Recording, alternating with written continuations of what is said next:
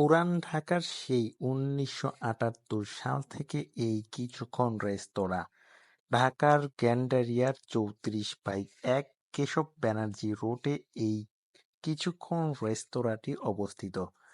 এই রেস্তোরাঁয় এত পরিমাণ সন্ধ্যার পরে মানুষের কোলাহল এবং জ্যাম থাকে, খাবারের জন্য মানুষ যেভাবে সিরিয়াল দিয়ে থাকে, আসলে এটা দেখে আমি খুব বিস্মিত হই। তাই চলে যাই তাদের রেস্তোরাঁতে। গিয়ে অনেক জ্ঞানী গুণী মনীষীদের ছবি দেখি, পুরানো দিনের অনেক ছবি দেখা যায়। অনেক ছবি দেখে আসলে আমি একটু আবেগপ্রবণ হয়ে যাই।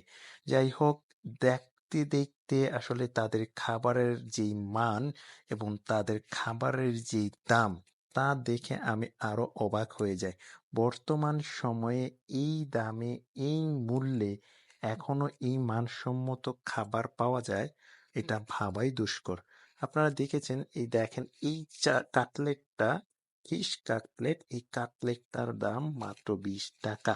হ্যাঁ, অবশ্যই 20 টাকা। কাটলেটটা যথেষ্ট ভালো ছিল, অর্থাৎ মোটামুটি চলে, রিজনাল। এবং এই চিকেন ফ্রাইটা ৮০ টাকা, অর্থাৎ একটা সোনালী মুরগির 4/1 ভাগ। এটাও অ্যাজ ওয়েল খারাপ ছিল না, ভালোই ছিল।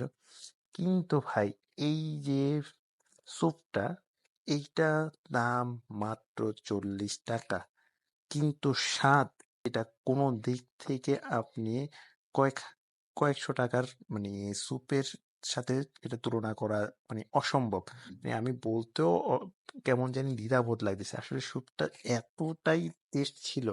এবং একটা ইউনিক জিনিস দেখেন, আমরা স্যুপে সাধারণত ডিম দেই, কিন্তু এখানে ডিম দেওয়া হয়েছে, চিকেন দেওয়া হয়েছে, বার্লি দেওয়া হয়েছে, তার সাথে সাথে এই দেখেন ডিম, ডিমের একটা আস্ত কাঁচা ডিম, সেটাকে আবার দিয়ে দেওয়া হয়েছে।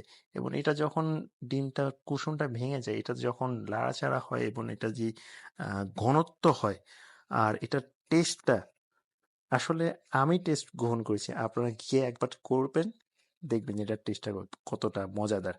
সো বন্ধুরা, আপনাদের সকলকে দাওয়াত রইল এই রেস্টুরেন্টে যাওয়ার জন্য।